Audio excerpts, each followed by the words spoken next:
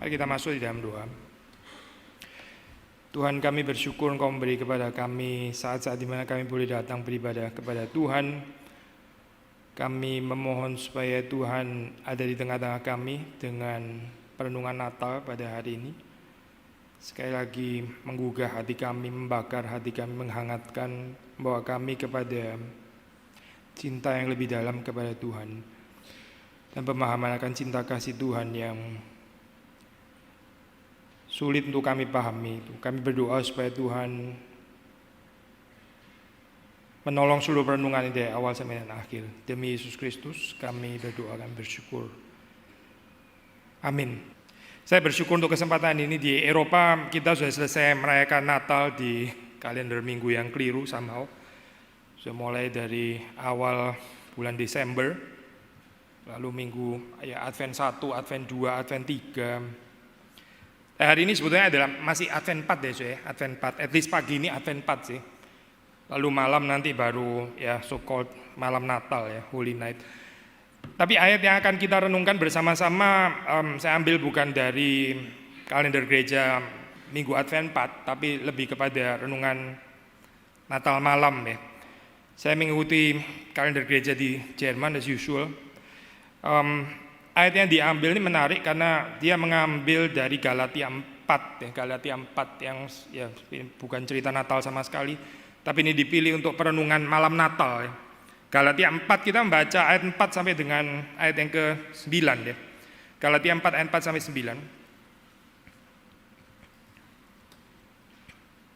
9. Kita membaca bergantian, saya baca yang genap, sudah baca yang ganjil. Tetapi setelah genap waktunya maka Allah mengutus anaknya yang lahir dari seorang perempuan dan takluk kepada hukum Taurat. Ia diutus untuk menebus mereka yang takluk kepada hukum Taurat, supaya kita diterima menjadi anak. Dan karena kamu adalah anak, maka Allah telah menyuruh roh anaknya ke dalam hati kita yang berseru, Ya Aba, Ya Bapa. Jadi kamu bukan lagi hamba, melainkan anak. Jikalau kamu anak, maka kamu juga adalah ahli waris oleh Allah.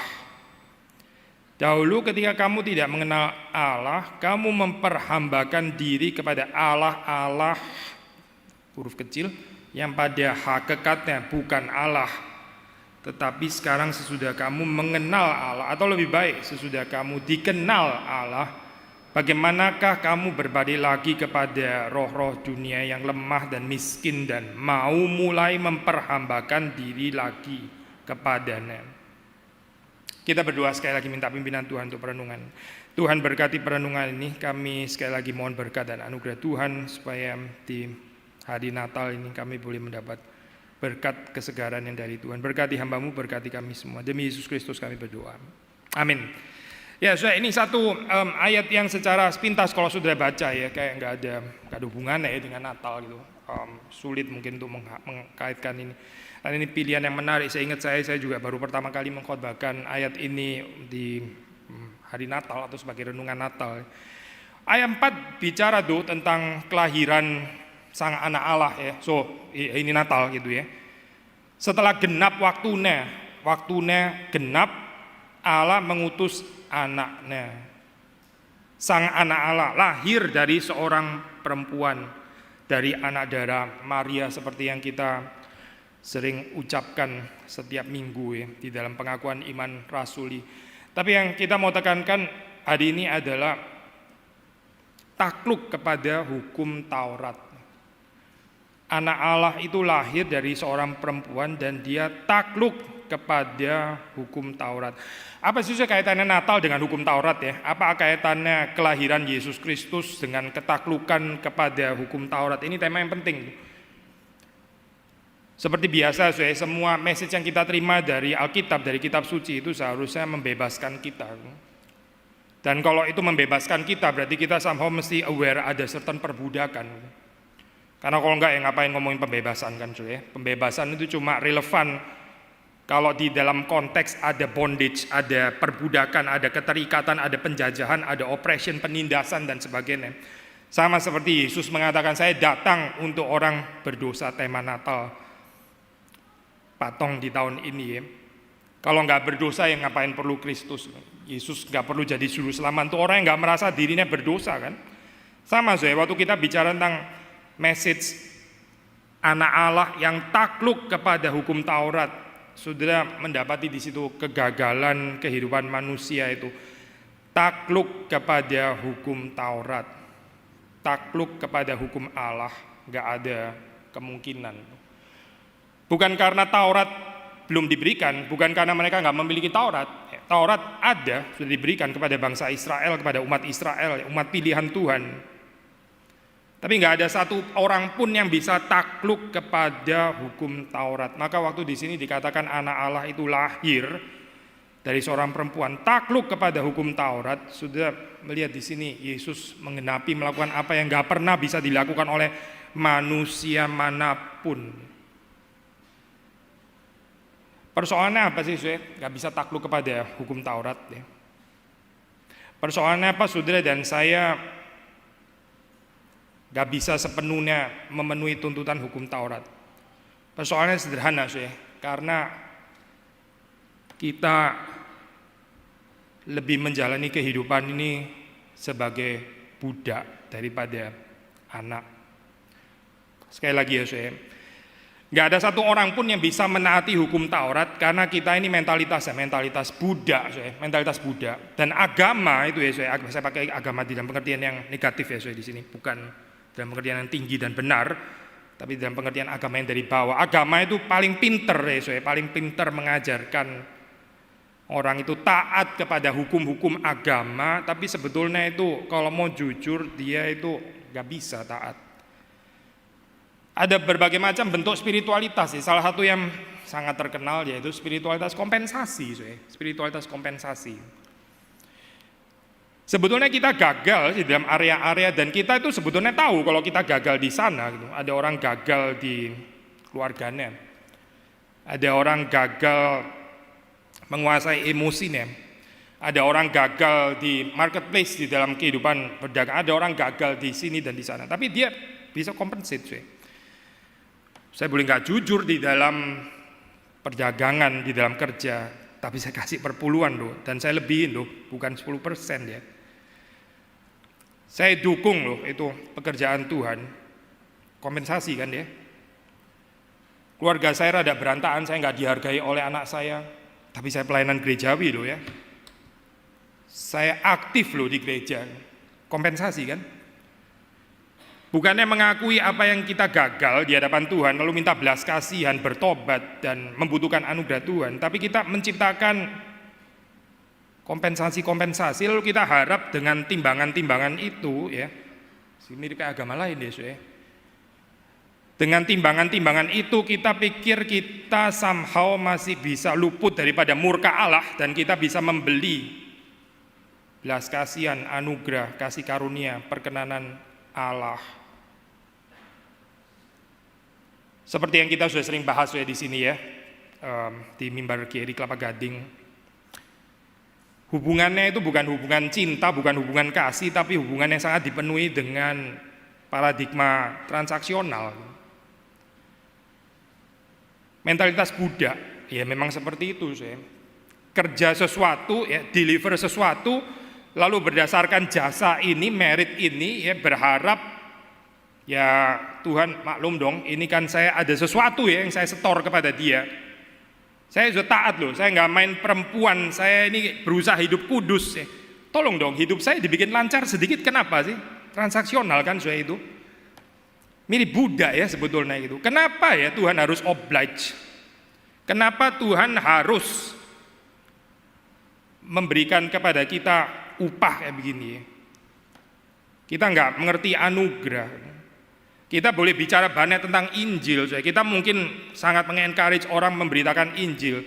Pertanyaan sederhana, betul nggak sih kita mengerti Injil?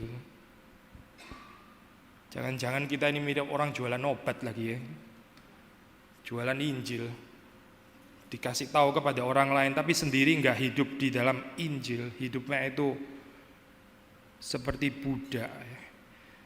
Budak itu mentalitasnya adalah saya harus ada sesuatu dulu yang saya berikan ya. Inisiatif dari saya, setelah itu baru ada balasannya. Dunia kita kan dipenuhi dengan cara pikir seperti ini ya, sangat Saya senyum kepada siapa? Oh, senyum kepada orang yang baik kepada saya dong. Kalau orang itu sudah tahu dia nggak seneng kepada saya ngapain senyum sama dia cari masalah apa? Kita membeli ya, orang lain juga mesti membeli daripada kita ya. Kita membeli cinta kasihnya orang lain juga membeli cinta kasihnya kita. Saling membeli. Lalu kepada Tuhan juga beli juga gitu.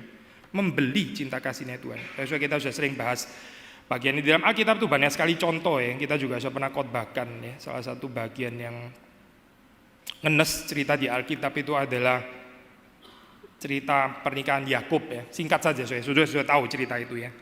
Tapi Yakub itu mencintai Rachel dan dia mesti beli ya, beli dengan kerja 7 tahun. Diminta 7 tahun kerja ya. Berarti Rachel itu bukan pemberian. Yakub dipaksa oleh Laban di dalam paradigma ini anak kamu boleh dapat tapi kamu mesti kerja dulu. Kalau kamu kerja ya sudah anak saya serahkan itu upahmu gitu. Ini manusia loh saya dan ini papa ya tega ya saya menjadikan anak itu barang komoditi kayak begini dan kita nggak rasa salah juga mungkin ya. Ya di dunia memang nothing's free kok enak saja dapat begitu nggak bisa itu anugerah itu apa?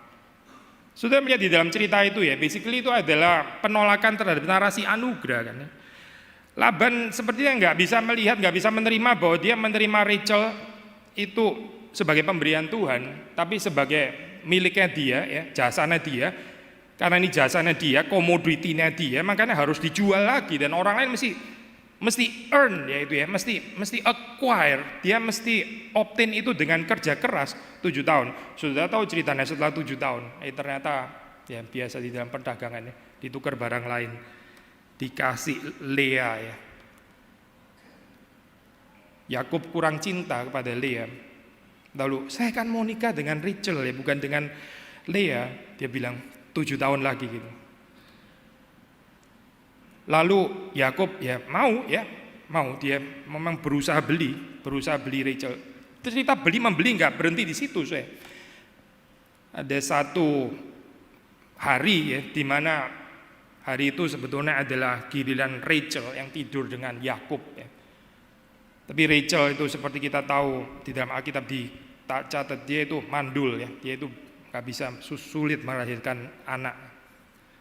Lea ya, Tuhan memberi penghiburan karena dia kurang dicintai oleh Yakub. Tuhan membuka rahimnya, dia diberi anak terlebih dahulu ya. Itu penghiburan ya untuk Lea. Terus kemudian Lea yang tahu bahwa Rachel itu mandul ya. Lalu dia berusaha untuk menjual ya apa yang ada pada dia. Yaitu apa saya? Anak-anaknya jalan-jalan ke ladang lalu dapat buah dudaim ya. Saya nggak tahu ya ini buah apa, jangan tanya saya. Pokoknya dudaim namanya gitu ya. Kita cari terjemahan bahasa Inggris, namanya mandrix, nggak really helping. Saya baca bahasa Jerman, Alraunen juga nggak tahu itu apa. Mungkin sudah tahu ya buah dudaim. Tapi buah dudaim itu dipercaya bisa memberi kesuburan gitu untuk orang-orang yang mandul ya. Nah si Lea ini punya buah dudaim, dia dapat dari anaknya ya. Lalu dia bilang kepada Rachel, hari ini kan kamu sebetulnya giliran ya sama Yakub ya, tapi bisa nggak ya malam ini saya yang tidur gitu ya, tapi saya kasih kamu buah dudaim ini, atau mungkin dibalik kali ceritanya ya. Rachel kamu kan mandul gitu ya, ini loh saya ada buah dudaim. Oh ya thank you ya ada 2 buah dudaim. Tapi gini sebentar belum selesai ngomongnya. Saya yang tidur malam ini ya dengan Yakub. Lea itu desperately berusaha membeli cinta kasihnya Yakub. Dan kalau sudah baca di dalam Alkitab, dia ngomong lagi sama Yakub ya, hari ini saya sudah beli gitu, dengan buah dudaim. Yakub ya mau gitu. Oh sudah beli ya, ya oke. Berarti kamu boleh gila ya, saya kayak begini nih gila nggak sih? Mungkin Yakub nggak merasa terganggu dengan membeli kayak begini nih karena dia sendiri juga beli sih soalnya. Dia beli Lea dan Rachel ya. Even Lea yang nggak dicintai pun dia harus beli loh, itu barang keliru pun dia beli itu. Rachel beli lagi. Akhirnya terus kemudian orang mau mendapatkan cintanya Yakub pikir ya kamu mau beli ya silakan, memang dunia kayak begini beli membeli. Kasihan ya orang hidup seperti ini. Di dalam kehidupannya itu nggak ada kemerdekaan, nggak ada kebebasan. Karena apa-apa dia mesti beli, apa-apa dia mesti tanam jasa dulu gitu ya. Apa-apa dia mesti setor dulu ya, apa-apa harus ada performance, achievement, ada apa baru dilirik orang. Dunia kita kan memang penuh saya dengan hal-hal seperti ini. Di dalam hal apa saya Natal ini membebaskan? Ya karena Kristus turun mau membebaskan kita daripada keterkutukan ini. Keterkutukan beli-membeli yang melelahkan. Saudara-saudara akrobat, susah, lelah, berusaha semaksimal mungkin tetap gak dianggap, tetap gak dihargai. Saudara merasa sakit kenapa saya dihina gitu. Lalu saudara berjuang mati-matian untuk sekedar mendapatkan penerimaan. Justru Yesus datang sebagai manusia. Dia takluk kepada hukum Taurat karena dia satu-satunya yang bisa melakukan hukum Taurat tanpa ulterior motif. Dia melakukan hukum Taurat karena cintanya kepada Bapa, karena persekutuannya dengan Bapa, itu saja gitu. Dia bukan melakukan hukum Taurat supaya hidup ini kenapa sih nggak bisa lancar? Bukan karena itu sebenarnya. Dia bukan melakukan hukum Taurat kan bisa nggak sih kasih kesehatan setelah saya taat? Bukan. Bisa nggak sih keluarga saya dilindungi gitu? Bisa nggak saya nggak dihina oleh orang lain? Bisa nggak sih saya tolong dihargai setelah saya taat kepada Tuhan? Gitu. Selalu ada ulterior motif yang lain ya. Selalu ya. Bisa nggak sih saya dapat posisi di dalam gereja kalau saya sudah melayani? Selalu ada sesuatu yang lain. Saya kemarin mendengarkan lagi khotbah yang sangat menyegarkan dari ini, Paris Redhead. Saudara bisa search, itu salah satu khotbah yang sangat powerful. 10 shekels dia khotbah dari Perjanjian Lama. Atau kombinasi khotbah ya, ada kompilasi khotbah. Total kira-kira 30 menit itu dari banyak revivalist ya. Salah satunya adalah Paris Redhead ya. Ya dari khotbah cuplikan 10 shekel itu ya. Kalau saudara mau cari yang kompilasi khotbahnya, saudara bisa search bahasa Inggris, most anointed preachings ever heard. Most anointed preachings ever heard, saudara bisa search sendiri ya. Khotbah yang sangat membakar. Lalu Paris Redhead itu mengangkat isu ini ya saudara. Tuhan itu sebetulnya apa sih di dalam kehidupan kita? Allah itu seperti apa di dalam kehidupan kita? Allah itu a means atau an end. Allah itu sarana ya untuk sesuatu yang lain, atau dia adalah tujuan itu sendiri. Saudara beribadah kepada Tuhan, kita menyembah Tuhan, kita datang ke gereja, kita menjadi Kristen, kita percaya kepada Yesus Kristus. Itu apa sih sebetulnya itu? Betul nggak sih kita nggak ada, saya nggak cari yang lain, ya cuma cari persekutuan dengan Allah itu, persekutuan dengan Bapa. Ya kan Yesus bilang itu, akulah jalan. Barang siapa tidak melalui aku, ya, dia tidak sampai kepada Bapa. Dia nggak bisa tiba kepada Bapa. Berarti goalnya kan persekutuan dengan Bapa ya, saya. Ya itu sudah terakhir itu. Tapi coba perhatikan saya di dalam pergumulan kehidupan kita ya. Benar nggak sih kita itu paling merindukan persekutuan dengan Allah? Atau kita seperti orang yang mau dibilang ateis? Tentu tidak ya. Kita percaya sih kepada Allah, tapi kita sibuk sekali ya di dalam kehidupan ini. Berbagai macam goal ini, goal itu gitu. Dan kita secara nggak sadar lalu kita menjadikan Allah itu jadi semacam sarana. Persekutuan dengan Allah itu bukan everything untuk kita gitu.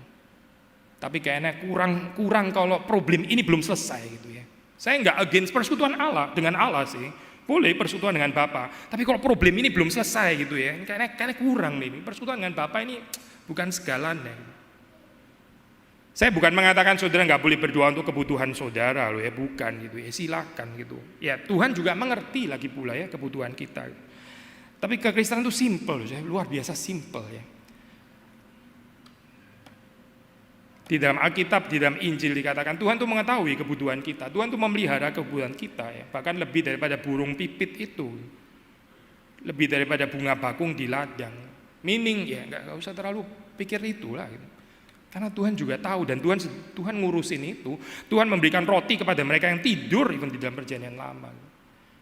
Supaya kita bisa simpel, bisa sederhana ya, Hidup itu apa, Soe? Hidup itu ngurusin kerajaan Allah, Soe. Kerajaan Allah.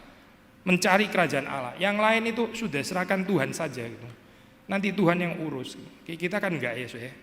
Kita boleh kerajaan Allah, tapi urusan-urusan ini loh, ini saya juga perlu Tuhan, ini gimana selesainya? Banyak sekali ya, Soe.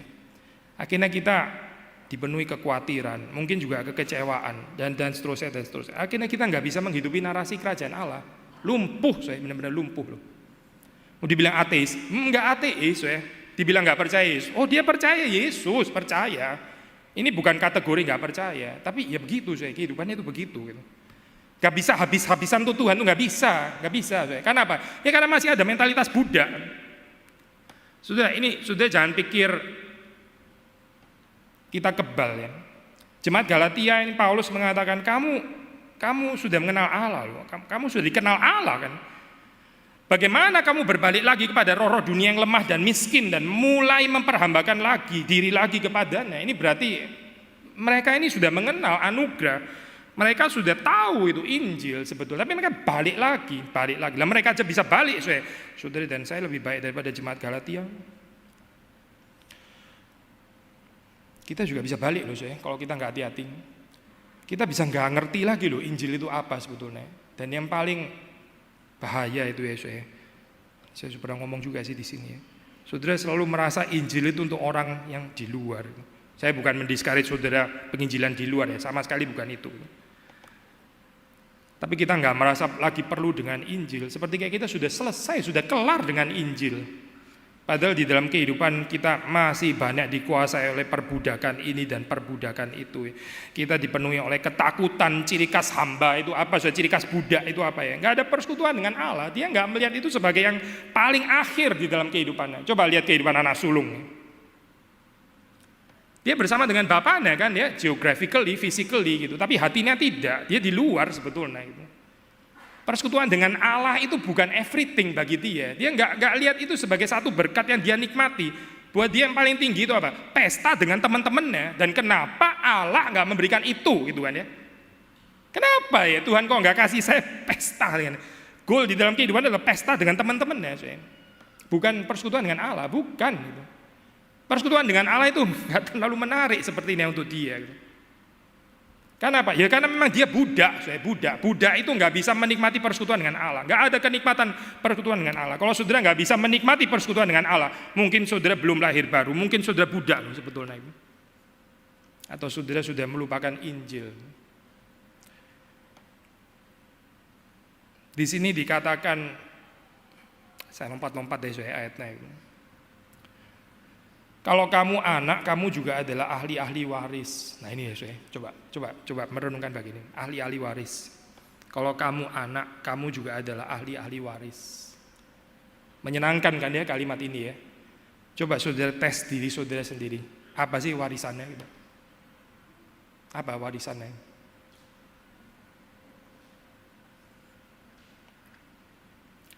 Kalau saudara bilang ya nggak tahu uang kali ya, berkat apa gitu, ya sedikit mirip kayak anak bungsu ya, mana warisan saya gitu, mana dong, kasih saya kan saya ahli waris, saya anak, mana ini uangnya, biar saya pakai, sudah nggak usah dikekang lagi. Warisannya itu uang, warisannya adalah kebebasan pribadinya dia gitu ya. Padahal itu bondage, padahal itu perhambaan, itu perbudakan, dia nggak sadar, dia pikir itu kebebasan, ya itu warisannya dia minta warisannya. Kalau warisannya anak sulung itu apa sih? Ya cinta kasih bapaknya gitu ya, agak mendingan. Tapi dia berusaha membeli kan ya. Saya ini bertahun-tahun loh taat kepadamu. Saya melakukan apa yang kamu mau, perintahmu itu aku lakukan. Tapi nggak sekalipun engkau memberikan kepadaku pesta ya, dalam kurung sebagai balesan, sebagai upah. Ya. Bapaknya bingung. Lah kalau mau pesta ya tinggal pesta aja doh. Yang kan milik saya ya milikmu juga. Ternyata enggak ya, ternyata dia enggak merasa memiliki bersama. Dia merasa sebagai budak yang kalau mesti pesta ya, mesti dibikinin pesta oleh papanya. Karena mentalitas budak. Sudah di dalam kehidupan keluarga bisa ada mentalitas budak kayak begini loh. Anak yang bersaing dengan mungkin sibling yang lain ya, itu berusaha membeli cinta kasih orang tuanya. Orang tuanya gendeng juga, sama-sama gendengnya, dibikin kompetisi juga anaknya gitu. untuk mendapatkan cinta kasih. Who is the beloved child? Ya silakan bersaing siapa juara gitu. Di gereja juga bisa ada kayak gini loh saya. Siapa yang jadi the beloved child? Waduh saya, itu Injil atau apa ya sebetulnya gitu. Lalu sudah mesti desperately ya, craving untuk bagaimana menjadi the beloved gitu. Lupa kali ya cerita baptisan Yesus. Ini Injil loh saya. Inilah anakku yang kukasihi. Sederhana ya saya kalimat itu ya. Inilah anakku yang kukasihi. Gak ada saya Yesus beli keanaan dari Bapa, itu gak pernah ada cerita itu. Itu bukan Injil sama sekali gitu. Itu cerita lain, cerita anti Injil sebetulnya gitu. Mana ada saya Yesus beli keanaannya dari Bapa. Saudara dan saya diadopsi di dalam Kristus. Kita juga gak membeli keanaan lewat adopsi di dalam Kristus itu kan. Ini kan pemberian saya, bukan dibeli kan. Saya tarik mundur lagi ya, saya yang paling sederhana. Saudara jadi anak pun ya, secara fisik, secara biologis, itu pun saudara juga nggak beli kan? Emang saudara beli ya? Sebelum ini masuk rahim gitu, terus kemudian ada dealing dulu gitu ya, di dalam kekekalan gitu. Terus kemudian orang tua, saya mau melahirkan siapa ya hari ini? Coba siapa yang kira-kira bakal layak jadi anak saya? Oh silakan bersaing sana. Jiwa-jiwa yang belum lahir gitu. Terus kemudian ada pertandingan di dalam dunia jiwa gitu. Whether pandangan kreasionis atau tradisionis, terserahlah yang mana variasinya gitu ya. Tapi kemudian jiwa-jiwa itu bersaing, terus akhirnya menang ini ya. Terus oke, kamu boleh jadi anak saya, silakan masuk ke sini. Mana ada sih kayak begitu tuh, mana ada? Yang dibeli itu budak, saya bukan anak. Anak itu nggak pernah ada pembeliannya, nggak ada saya pembelian. Itu adalah something yang given, sesuatu yang diberikan. Tapi budak itu diperjualbelikan. Budak juga berusaha membeli perkenanan tuannya. Dia mesti beli saya dengan kerja berat.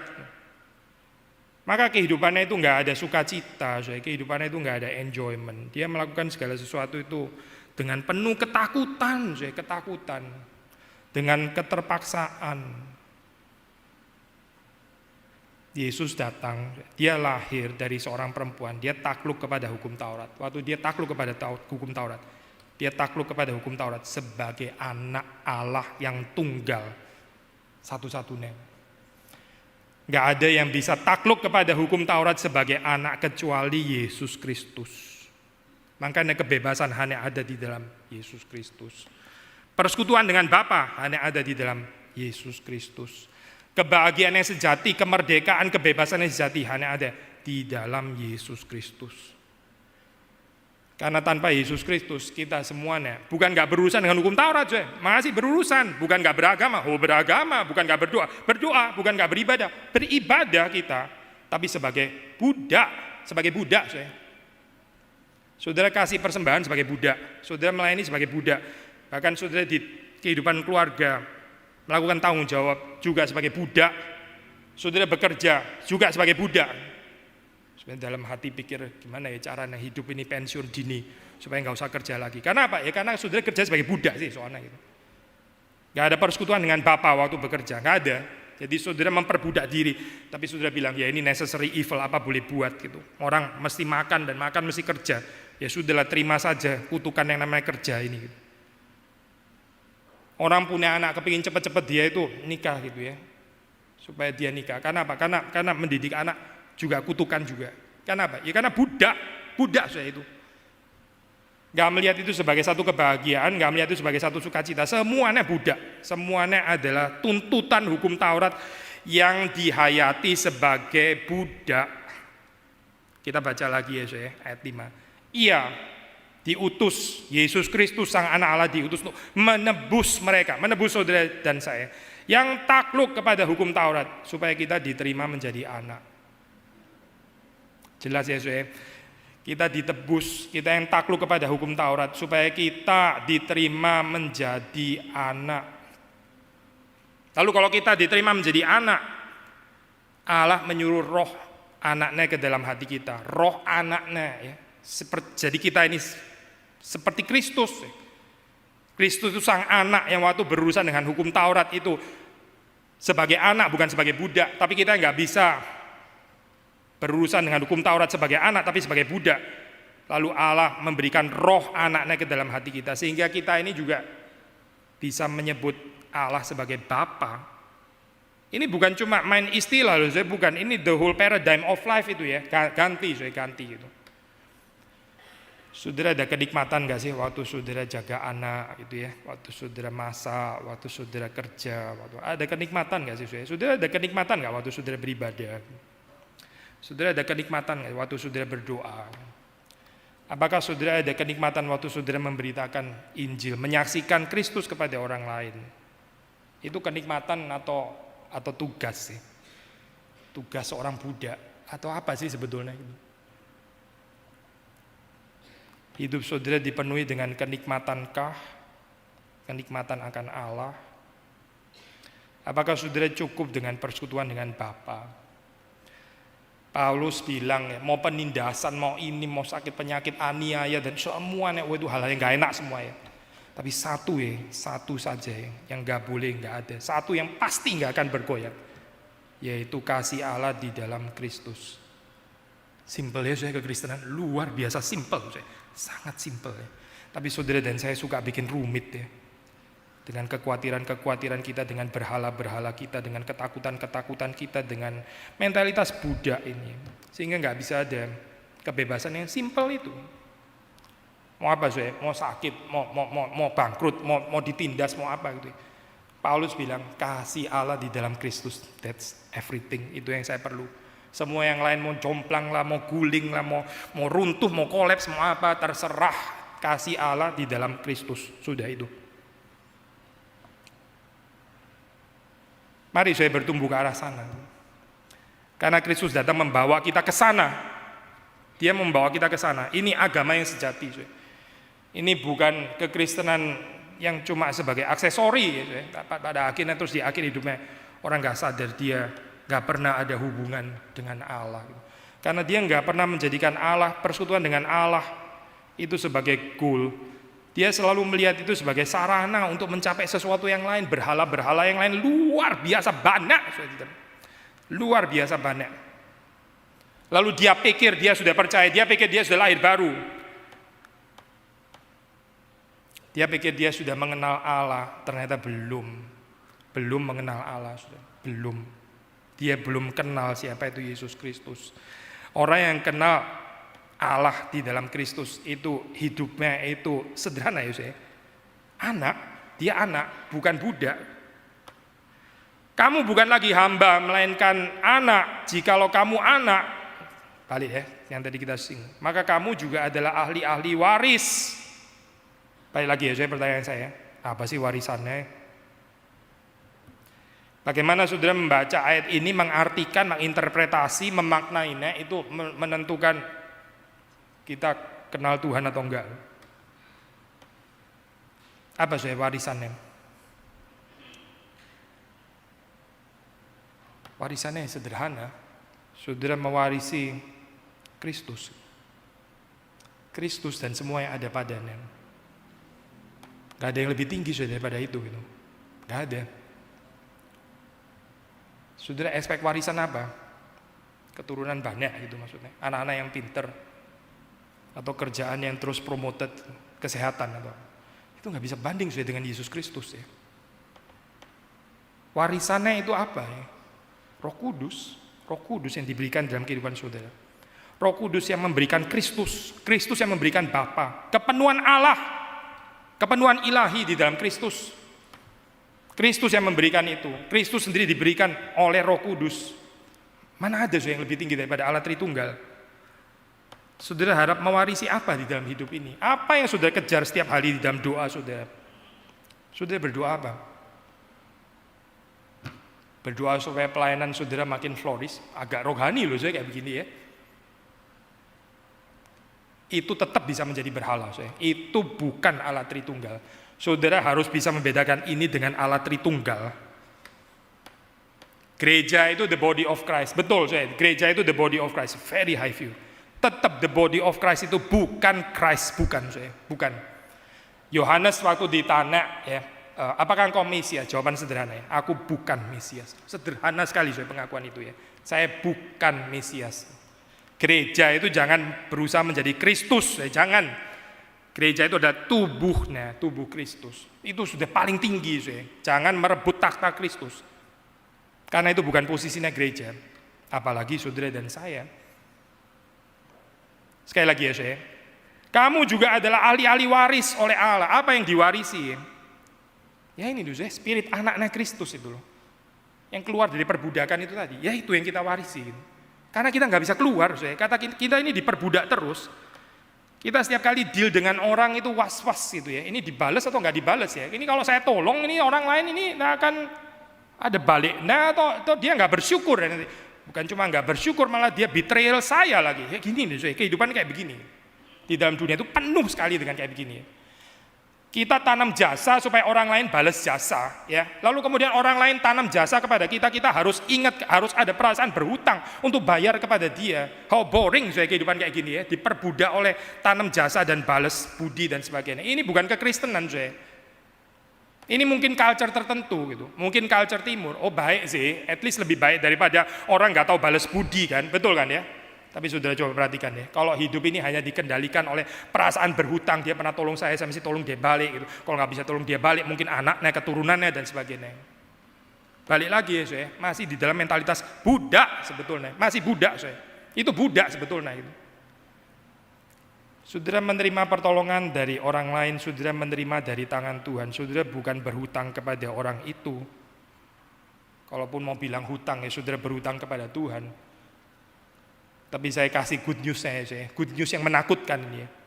The good news adalah saudara nggak pernah bisa bayar itu, your utang kepada Tuhan itu nggak pernah bisa bayar. Waktu saudara mencoba untuk membayar dengan apa saudara? Dengan pelayanan, dengan pengorbanan, dengan perpuluhan, dengan menjadikan diri hamba Tuhan dan sebagainya. Itu saudara lagi-lagi menerima. Saudara bukan sedang compensate utang saudara dipotong gitu, bukan. Saudara sedang dihutangi lagi oleh Tuhan. Menerima pinjaman lagi saudara. Kapan ini lunas ya? Ya nggak bakal lunas. Nanti di dalam kekekalan dia akan gini terus, saudara akan terus diberkati terus.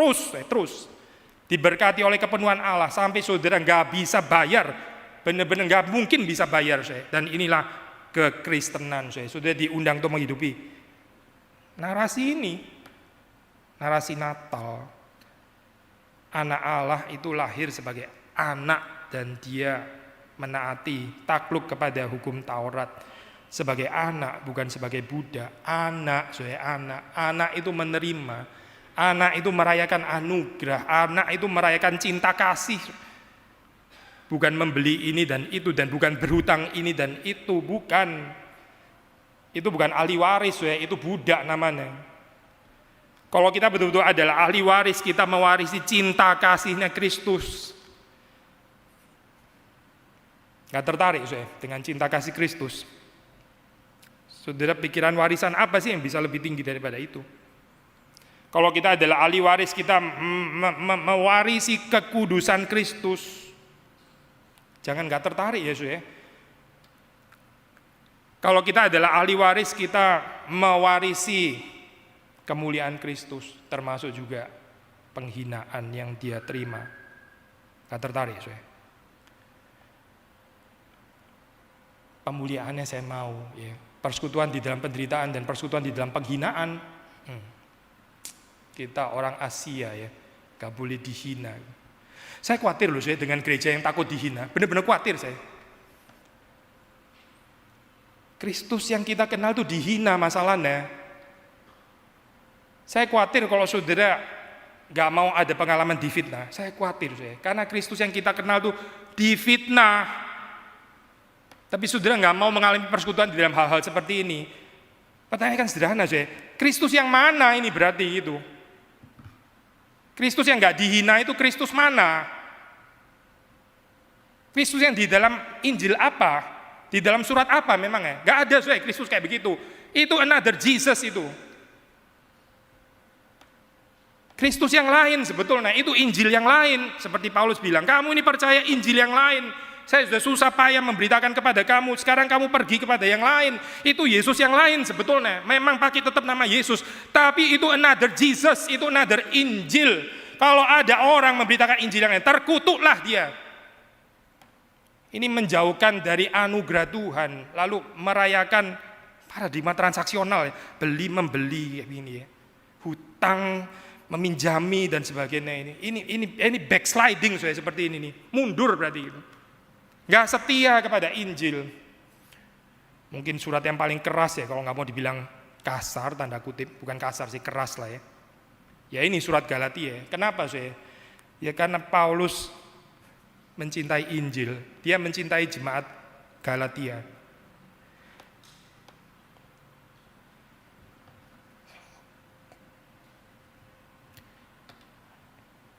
Saudara, kita harus nggak rela ya, so, kalau melihat ada orang nggak bisa menghidupi Injil, saudara harus terganggu.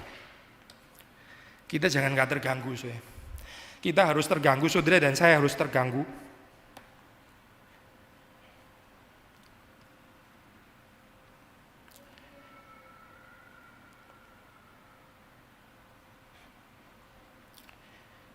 Kalau kita sendiri gagal menghidupi Injil, harus terganggu saya. Kenapa ya hidup saya kok saya makin lama nggak mengerti anugerah? Kenapa saya mesti membeli perkenanan? Kenapa kayak gini? Kenapa jadi seperti ini? Gitu? Kenapa kok nggak bisa bebas ya? Mencintai dan dicintai. Kenapa ini nggak bisa bebas ya? Kenapa selalu harus ada ulterior motif? Kenapa? Kenapa selalu harus dicemari dengan perbudakan? Kenapa? Paulus nggak rela soal jemaat yang pernah dia layani itu menjadi seperti dia nggak rela.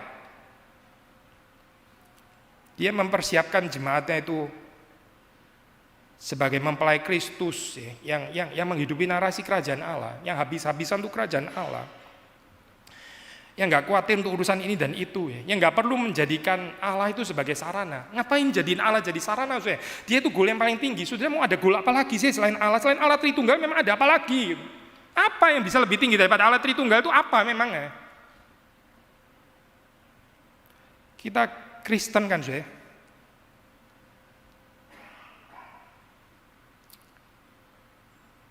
Kita baca lagi ya bagian ini ya.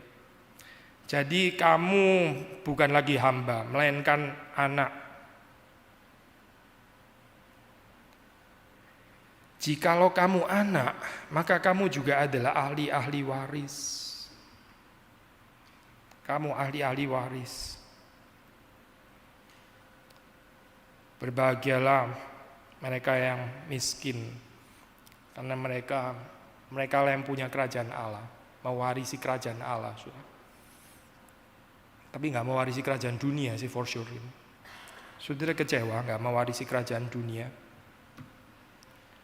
Saudara kecewa bukan sebagai the beloved child gitu, nggak berhasil memenangkan kompetisi mendapat cinta kasihnya orang tua atau perhaps mertua atau suami atau istri atau anak.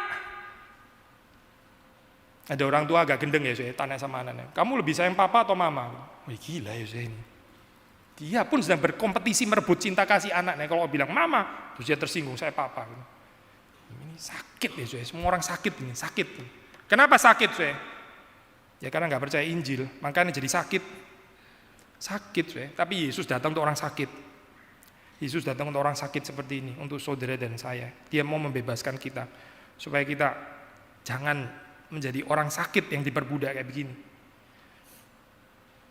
Kamu juga adalah ahli-ahli waris. Kristus itu cukup, saya betul-betul cukup. Dia itu segala-galanya. Everything yang saudara perlu itu cuma Kristus.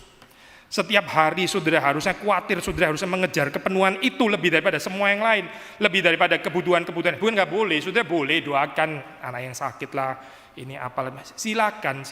Tapi ini jangan mendistract your eagerness, ambisi saudara untuk mendapatkan kepenuhan Kristus, karena ini yang everything, ini yang benar-benar mutiara. Yang lain itu cuma kantongan kresek lah, atau sapu lidi dan sebagainya. Kok gini-gini sih yang dicari itu?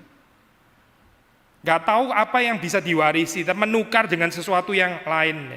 Saudara, kita pernah bahas cerita parable kerajaan Allah kan ya. Itu ada orang yang dia menjual semuanya. Dan di dalam gambaran bahasa aslinya sebetulnya bisa dijelaskan bahwa dia pernah punya mutiara. Dia memang adalah orang yang kolektor mutiara atau pedagang mutiara. Tapi begitu dia ketemu mutiara yang satu itu ya, itu dia jual semua supaya dia bisa dapat itu. Nah ini jangan salah tafsir ya, ini kan perumpamaan. Nanti saudara pikir salah, lu katanya nggak boleh jual menjual, katanya nggak bisa dibeli, sekarang mau ngomong beli. Bukan itu saya, poinnya bukan di sana gitu. Saudara jangan distracted dengan kata jual beli, nah ya bukan itu. Tapi penekanannya di situ adalah dia merasa selama ini yang dia anggap warisan, yang dia anggap berharga itu ternyata sampah, ternyata sampah. Makanya dia jual semuanya gitu. Ini apa ya artinya mutiara? Saya baru tahu ada mutiara seperti ini ya. Maka dia tinggalkan semuanya, dia tukar untuk bisa dapat mutiara itu. Kristus, Allah Tritunggal, kepenuhan Roh Kudus, kepenuhan Kristus, kepenuhan Allah, kepenuhan ilahi. Ya ini yang saudara dan saya akan warisi. Sorga itu adalah sorga karena kita mewarisi ini, saudara. Karena kita melihat Allah itu muka dengan muka. Kalau di dalam kebaktian kita cuma bisa mencicipi Allah yang menghadapkan wajahnya kepadamu, cicipan saja, saudara. Tapi di sana bukan cicipan, kita menikmati di dalam segala kepenuhannya, saudara. Tertarik nggak saudara dengan narasi ini? Kalau saudara tertarik, saudara adalah orang-orang yang diberkati. Saudara adalah anak-anak Allah. Karena kita adalah ahli waris. Dahulu ketika kamu tidak mengenal Allah, kamu memperhambakan diri kepada Allah-Allah yang pada hakikatnya bukan Allah. Kalau Allah nggak menjadi segala-galanya di dalam kehidupan kita, perhatikan ya saudara, Allah-Allah palsu itu sudah siap untuk memperhamba kita, memperbudak kehidupan kita. Yang namanya perbudakan itu saya, pasti nggak ada kebebasan, Contoh sederhana saya, kebebasan apa sih saya? Kebebasan mencintai saja, kebebasan mengampuni, coba kebebasan mengampuni. Orang yang diperhamba saya, itu nggak bisa bebas mengampuni, nggak mungkin saya, nggak bisa mengampuni, nggak bebas. Mengasihi, ya itu tadi ya, sangat didikte dengan siapa baik, siapa nggak baik, siapa baik sama keluarga saya, siapa nggak baik keluarga saya. Mengasihi musuh, nggak mungkin ada itu. Karena yang bisa mengasihi musuh ya cuma anak, cuma anak yang bisa bebas, saking bebasnya sampai bisa mengasihi musuh karena dia bebas. Tapi orang yang nggak bisa mengasihi musuh, dia kurang bebas sebetulnya. Yesus itu bebas, dia sangat bebas, demikian bebasnya sampai turun ke dunia karena bebas. Demikian bebasnya dia itu rela mengikat dirinya karena bebas, karena kebebasan cintanya, kebebasan cinta Bapa. Dahulu ketika kamu tidak mengenal Allah, kamu memperhambakan diri kepada Allah-Allah yang pada hakikatnya bukan Allah. Allah ini enggak mencintai saudara, enggak mencintai. Saudara mengabdikan diri kepadanya. Mereka ini enggak pernah care dalam kehidupan saudara. Mereka ini sangat manipulatif.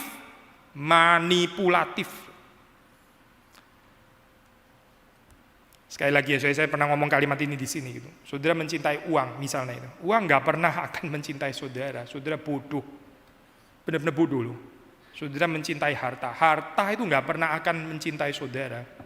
Harta enggak bisa mencintai saudara. Tapi dia meskipun bukan pribadi, tapi punya kekuatan memperbudak. Nah ini kan bodoh ya saudara. Orang kok mau ya saudara diperbudak itu. Mencintai habis-habisan ke sana ya. Tapi terus kemudian nggak mendapatkan respon cinta, nggak ada, zero. Malah hidupnya dibikin reduktif. Tapi orang mau ya diperbudak Allah yang seperti ini. Terakhir Paulus mengingatkan, tetapi sekarang sesudah kamu mengenal Allah, kamu sudah mengenal Allah. Kamu bukan budak, hidupmu itu bukan untuk perbudakan ini, tapi untuk menikmati kebebasan di dalam Kristus. Lebih baik sesudah kamu dikenal Allah. Pasif ya, kita dikenal Allah yang terlebih dahulu mengenal kita, bukan kita yang bersusah payah berusaha mengenal Allah, tapi Allah yang mengenal kita. Paulus mengatakan, bagaimana kamu berbalik lagi kepada roh-roh dunia yang lemah dan miskin, lalu mulai memperhambakan diri lagi kepadanya. Mirip seperti bangsa Israel ya, sudah dibebaskan dari Mesir gara-gara daging, lalu rela balik ke Mesir lagi. Kita di sini cuma makan mana. Kalau dulu di Mesir kuali kita berisi daging. Kayaknya mendingan daging itu ya daripada mana ini. Mereka nggak melihat persekutuan dengan Tuhan itu sebagai yang segala-galanya. Mereka melihat daging itu lebih konkret, lebih menarik, lebih menyenangkan, lebih ada pleasure, ya, lebih ada sentuhan daging. Kalau ini mana? Mereka nggak gitu. Mereka nggak bisa menikmati Tuhan, nggak bisa menikmati kehadiran Tuhan yang menyertai mereka. Itu seperti kayak buat mereka itu bukan apa-apa. Gitu. Untuk apa saya ada Tuhan di sini tapi nggak ada daging? Coba saya ganti dagingnya ya. Untuk apa Tuhan ada di dalam hati saya, tapi saya terus sakit kayak begini? Mirip ya. Dagingnya itu kesehatan gitu. Untuk apa saya ada Tuhan di dalam hati, katanya persekutuan dengan Tuhan, tapi hidup saya ya secara ekonomi ya gini-gini terus. Mirip gak sih Daging sebetulnya seperti orang Israel. Tetapi Yesus datang, dia lahir, dia mau menebus kita dari ketertarikan daging itu, karena memperhambakan diri kepada daging, kepada kuali itu, itu nggak mungkin bisa bebas kehidupannya, pasti nggak bebas, itu sengsara kehidupannya, kehidupan cicipan neraka itu. Orang yang diombang-ambingkan mesti membeli cinta kasih, mesti membeli penerimaan, dan mesti mengusahakan apa supaya bisa dapat itu cinta kasih. Itu gimana caranya? Saya sudah mati-matian loh ini. Kasihan sekali ya orang kayak begitu, kasihan luar biasa gitu. Enggak kenal Kristus ya, enggak kenal Kristus. Inilah anakku yang kukasihi. Bapak kan bukan bilang kamu sudah membeli cinta kasihku, maka aku enggak ada. Itu bukan cerita baptisannya Yesus kan, bukan gitu. Coba baca lagi deh, baca lagi dan saudara menghayati. Sederhana ya, sederhana. Berita Natal menurut Galatia 4 ini sederhana. Jadilah anak seperti Kristus. Mari kita masuk dalam doa.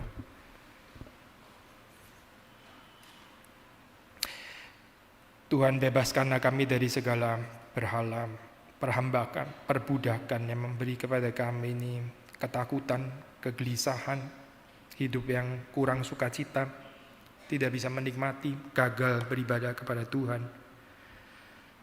penuh dengan kekhawatiran.